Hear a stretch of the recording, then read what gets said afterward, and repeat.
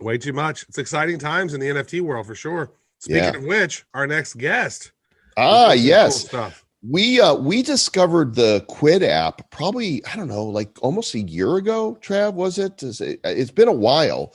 I think it's a little bit over a year ago. We were looking at, because we were talking about digital collectibles, and then we learned that the team at Quid had originally come from Topps Digital and were the original OGs of digital collectibles. And they went over and created Quid, got some funding, and built this thing up. And we were like, wait a second, these are the real OGs of digital collectibles. And here we have with us Michael Bramlage, the CEO of Quid. How are you doing, Michael? I'm well, Travis. Thanks for having me.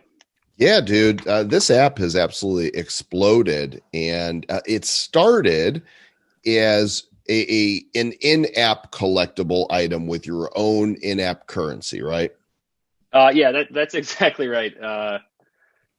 It actually, like, the origins were actually at Topps. I joined there in 2011 or 2012 and was sort of tasked with figuring out how you can like reinvent this brand, which is an amazing brand, right? But reinvent it digitally. And we stumbled upon a portfolio of digital trading card apps around 2013, this thing called Topps Bunt. That was a pretty big success for Topps. And I became convinced that we were on the cusp of a format shift, right? If you view collectibles as a store of value, plenty of stores of value we use every day, whether it's like, fiat, like paper money, or let's say stocks. At one point they existed in paper format, right? And eventually they converted to digital because that experience was just 10x better. So I became sort of convinced that, like, hey, look, I think maybe code will replace cardboard. And I think that, we have enough digital natives that have grown up with video games that we are totally ready to have like legitimate digital collectibles that collectors, speculators, investors will all want, to own a piece of. So I left. I co-founded Quid. Quid's basically a marketplace for buying and selling digital collectibles. And to your original question, yeah, we started out as very much like a free-to-play mobile game, but like actually like a really bad free-to-play mobile game where it wasn't that much fun outside of just collecting more and more stuff. And when I say free-to-play mobile game, I mean, you basically use in-app purchase to buy currency, use that currency to buy more collectibles.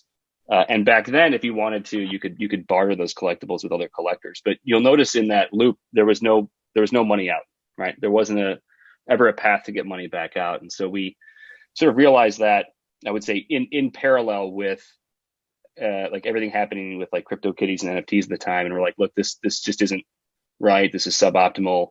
There's a huge element of collecting that has an economic incentive to it, right? Even if you love the IP and you want to complete the set and you want to hold it forever, at least in the back of your head, hey, if I spend $1,000 on this, I could probably sell it later on eBay and recoup some of my money, and you wouldn't feel so bad about it. So yeah, at Quid, we just lacked that for far too long.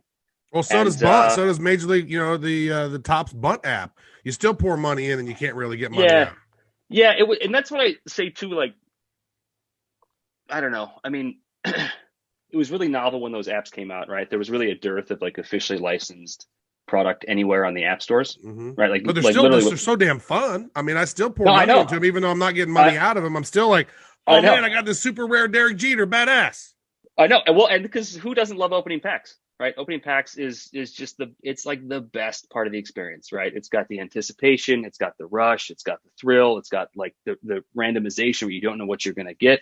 It's just awesome, right? And humans are like totally, just prone to becoming obsessed with that, and that's cool, right? But you can't do that and only that for a decade, right? You also have to recognize that a big part of real world collecting, whether it's like art or wine or watches or pieces of cardboard, is the aftermarket, right? It's what you do with it after you have it, right? And one of the challenges with that, the Bunt model or the old Quid model, is it's just consumption. It's just consumption, right? And you're mostly consuming from a primary market, from a licensee. So I think what's really cool about whether it's CryptoKitties or Top Shot, I think what we're up to now is so much of the cool actions in the aftermarket, right? And like who you're buying from really isn't us; it's a fellow collector, right? So yeah, and I think too part of our realization. So for the folks that are watching or listening, what Joel and Travis are alluding to is like Quid's been around for like 5 years. We've been around for a long time. We've issued a ton of digital collectibles. Only a sliver of them now are NFTs or mintable to be NFTs. But we've been in it for a while. And what brings us to the blockchain, what brings us to NFTs is a bit of a different vector than most, right? We're sort of here because it solves a really tricky technical problem that our collectors are starting to run into. But yeah, look at all the brands though. I mean, look at this. They've got Atari just did a big thing through Quid. Marvel's in here, Star Trek, Funko, Sanrio, Rick and Morty, Adventure Time, Mickey Mouse and Disney, Care Bears, Magic the Gathering, Bob's Burgers, one of my favorites, Hello Kitty. The list goes on of top level IP that have collectibles in Quid. But you guys are part of the Animoca Brands family, and it was announced very recently that you are starting to blockchainify these collectibles in the app, that people will, if they own it, they'll be able to mint it and trade it or sell it on blockchain. Yeah, that's exactly it. And I think what really makes this unique isn't just this really broad assortment of like beloved brands. It's also that the path that someone takes to actually get an NFT, it's a bit unusual, but I do think it mirrors the physical world quite a bit. So we are issuing new sets of collectibles that are already NFTs. We've done some auctions on OpenSea as of like last week. We're also releasing sets in Quid that you can collect and own off chain, but when you want to, you can press a button to mint it on chain. And then the third thing we're doing with this mintables concept is old content.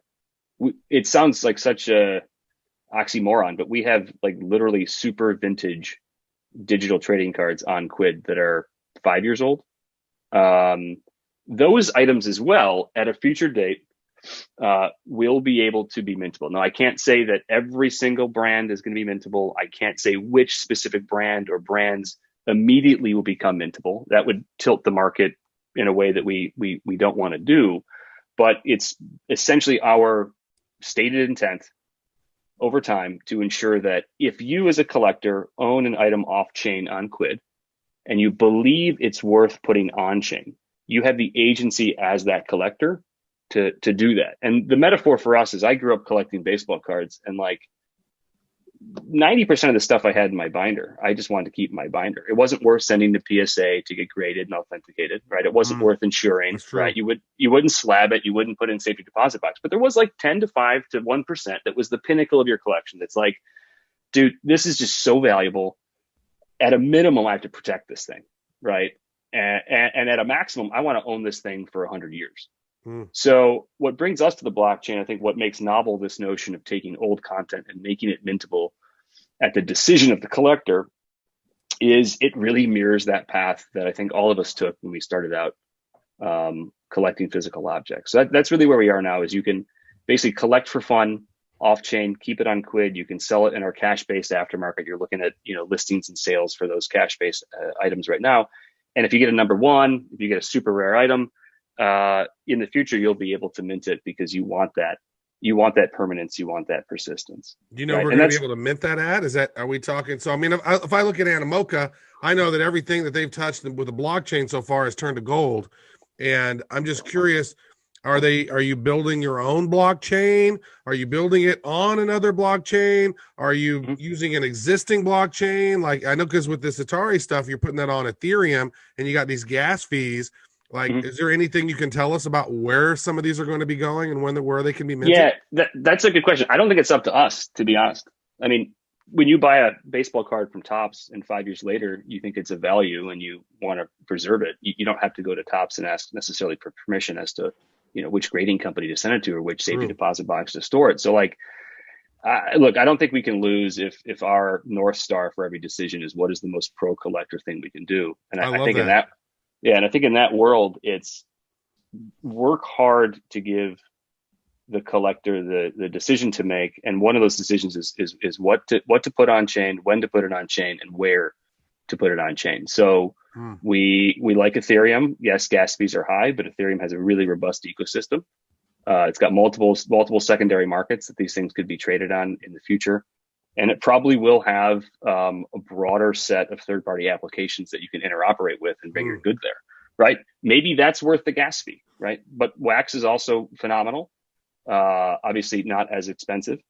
Harmony has some value. So basically what we want to do is build as many minting gateways as we can. And really then just leave it up to the collector to decide, you know what, this should live in my crypto wallet on Ethereum, or this should be on Harmony, or this should be on Wax, or this should be on chain X, Y, and Z. And also too, so as not to because we're like the least people on your show or probably own many NFTs. They've never heard of Quid. We are terrible at hype. So the one thing I won't do is let some speculation sit out there. No, we're not actively building a blockchain. I don't think that's our forte, but I think basically having the application layer that can issue new goods in a super fun way and that can facilitate an initial set of transactions in our marketplace, I think that's the place for us to play. But I think, again, if you want to own this thing for 100 years, if you want a digital, Honus Wagner card, you want to give it to your grandkid, I think there's already existing chains that do a really good job of that. And I'll also say too, not to debunk anything, but we are being very deliberate about what is actually put on chain and what's left off chain. We're big students of all the elements of an NFT, right? It's not just the tokenized ownership record, it's the metadata. I've been in collectibles for far too long to know that the image matters quite a bit, but the backstory of the image, who you obtained it from, how hard it was to get, its serial number, its editioning system, all that metadata really should also live on chain. And then the last little bit is the media is super important too, right? You got to have the confidence that you're not just going to have the deed to the house, but you're going to have the actual house, in 100 years. So that's a big deal of ours too, is obviously you can choose which chain you want them into, but also I don't think we want to offer half NFTs, right? We want to offer the full deal, where the second you complete that minting process, you've got the confidence, all that layers of the collectible will live on chain. This is always perplexes me. There's so many, you own 20 of this one, you own 18 of this one, 13 of this one. Why are there so many of each card in a pack when you buy them all? Yeah, well, I think it's funny. I think you're actually seeing a lot of maybe younger NFT digital collectibles companies having to wrestle with a problem that always happens with scarcity based goods, which is as your audience grows, you kind of feel obligated to increase the supply of what you issue, but then that also kind of ruins the scarcity.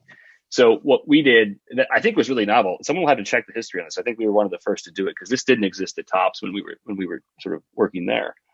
We introduced an editioning system and a serialization system. So every item on Quid is stamped with a unique serial number. It's basically number 1 or number 2 out of a denominator. And the denominator determines the exact amount that exists in circulation ever. And we literally built the system so a producer can't type in the wrong button, right? And it says there's 10,000, but really there's 20,000. We literally can't fudge it because that denominator is so utterly important.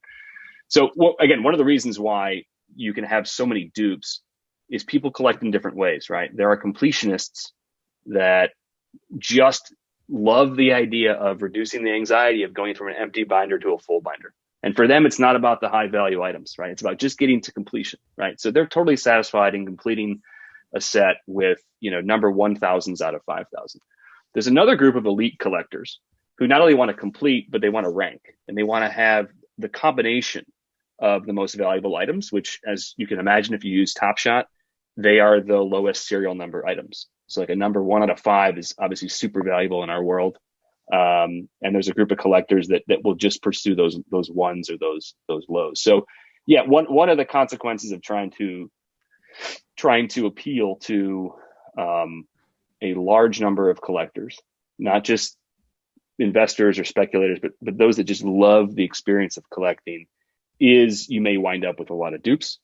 But we're actually working on some sort of novel ways that I think you can offload dupes either in the aftermarket or some clever things around sort of burning maybe in the future. I have a question around that. That's why you get a lot of dues. Yeah, I have a question around that. So, for example, with Panini, I think I'm like the number 30th or 31st best collector of the series. I've collected as many of those Panini cards because in my mind, I'm going, wait a second. These cards are digital collectibles that predate NBA Top Shots. And I'm like, there's freaking low mint Kobe's in here. There's low mint LeBron Jameses in here, right? Yeah. It's Steph Curry's and Kevin Durant. And so I'm like, I've gone in and collected a whole bunch of these. And what I've noticed is that if you've collected a certain amount of them, then you're able to get a reward or an award card. But some of those have expired. But in some cases, there were 30 of a card, but only 6 of them were ever claimed. Mm-hmm. So what happened to those other 24? Did they get burned? Or are you going to do a deal like you did with Marvel, where you did a mega pack and some of those rare award cards that were never claimed, those were actually I would love to see that with the Panini set, because I know there's a bunch of high level Kobe's and LeBrons out there that were never minted. Yeah, it's zooming out. The space is so wild. It's one of these spaces that's like sort of counterintuitive, where like people always want new licenses, and of course we can't expose anything, but we're obviously very much on the offense now with the cash aftermarket in place, because that basically changed our business model. But people are really like lustful for new licenses. We get that. We're working hard on that. But there's also this notion of what do you do when you let a license expire, right? In the old Topps model, that's the end of the world, right? Because you can't continually produce more content. You can't get collectors, I hate to say it, but on the content treadmill, just constantly cycling. Mm-hmm. But with Panini, that was like an awesome experiment that turned into a great sort of business decision, because only producing them for a 3-month period and then stopping basically left a limited amount of circulation in our aftermarket that it could be capped forever, or we could have deals in the works, who knows, to basically come back strong in 2021 or 2022. But what you wind up with, just like the physical world, is this like super vintage content that, because it was produced for a limited time and then cut off, actually is incredibly valuable. So to your question, exactly. And this is where, like, our model is not, get the 1-of-1 refactor Mike Trout from 3 years ago. It's get the Mickey Mantle from 70 years ago, right? That's what we like. We like the 70-year-old stuff. But to your point, Travis, it is on a case-by-case basis, where we're no longer producing the license. You're not going to find that stuff ever in a mega pack. Where we are actively producing the license, that's the stuff where after a certain period of time goes by, maybe the account is dead, that stuff could wind up in a mega pack. So basically, if you're actively pursuing those officially licensed NBA trading cards on Quid from 2019, I would say count on, for those cards specifically, the only place to get that is from another collector and never from a pack. They will never come from a pack again. Those are gone. No, 3 months only. Never. And like, this is the cool thing, is like, some companies don't want to exert that discipline, because in the short term it's painful, right? Because you just pump out more content, you can make more money. I think for us, being in a position to exert that discipline and say, nope, like, it's done. Wow. It's NBA actually Top Shot fans need to be listening. I think that's a clue. Well, no, exactly. Well, yeah, I don't want to give up too many of our secrets, but like, fixing supply and letting collectors know at the start of a season how many will exist of a player. I don't know why card companies don't do that, or why digital card companies don't do that. Well, they never have. They never, in the past. Well, it's because their bread is buttered by making more cards. Of course. We got just a few minutes left here, Mike. 2 questions for you. The first one is there anything you can say about, is Quid goes blockchain, about a Quid token? Here's what I'll say. Possible? We've been studying the space for sure, right? We've looked at like what Rari has done. Obviously, Rarible has done with the Rari token. Mm-hmm. We've looked at ECOMI and OMI and sort of like studied them. I think generally the 35,000 foot level, like, we like to be really kind of slow and deliberate and really study it before we do it, which means we don't need to be the first, second, or third to do something. Right. It basically lets us like learn from others. That's probably why when we talk about our mintables and making them NFTs, it's novel. It's something you don't see anywhere else. And I think it's going to be the most pro collector way to get that 100 years, permanence that you can only get with the blockchain. So yes, we've studied it. Yes, we've looked at. I've nothing to announce about it, but I will say there is a role for a reward mechanism in collectibles ecosystems that is not earned via liquidity. There are a lot. Think of it this way: there's a lot of things that collectors do, and it's the collectors, not the companies. The collectors do it that sustain the hobby. And you have to realize, I was at Topps not during the boom period that the sports card market is. I was there during the very fallow period when literally 300,000 baseball card collectors kept everything afloat. The people that persist these things, it's not the companies, it's the collectors. And so we know there's certain behaviors that happen in the physical world, like working card conventions, right? Or like just telling the stories of cards to the next generation. These are things that collectors do to sustain it for decades that don't necessarily provide value to that collector in the form of a transaction. So we basically have a whole host of things that we need our collector community to do to make our collectibles, even the old ones, even more awesome. And we've looked at incentive structures and reward mechanisms that may or may not be meted out in a token. And I think the last thing I'll plug about us is we have some, not just the mobile app, not just the ability to touch and feel your collectibles, not just the drop mechanics. There's some cool things I think we can do that could distinguish this unique set of cards from previous issuances. So come check it out. Awesome. Thanks, Mike. Appreciate it. Quid app, everybody. Go download it, check it out. Talk to you soon. Thanks so much, guys. Take care. Thanks so much, Mike. One final thing before you go. I know my daughter, she's sitting right here, loves your app. She's in there buying cards all the time, going, oh, it's selling, wants to sell stuff on the marketplace. She's 15 and loves it. So, I mean, you're hitting all the generations with this app, man. So great stuff. Thank you. And that's the last thing. Remember, we could do that with baseball cards, right? You could hit on great baseball cards in the 80s and 90s and have it for 20 years, and all of a sudden you're rich, right? So we're not very clever. We just studied how the physical world works, and we're copying that and making it better digitally. So that's Travis. That's awesome news. Thanks, guys. You're cleverer than you think. See you, Michael. Bye. Take care.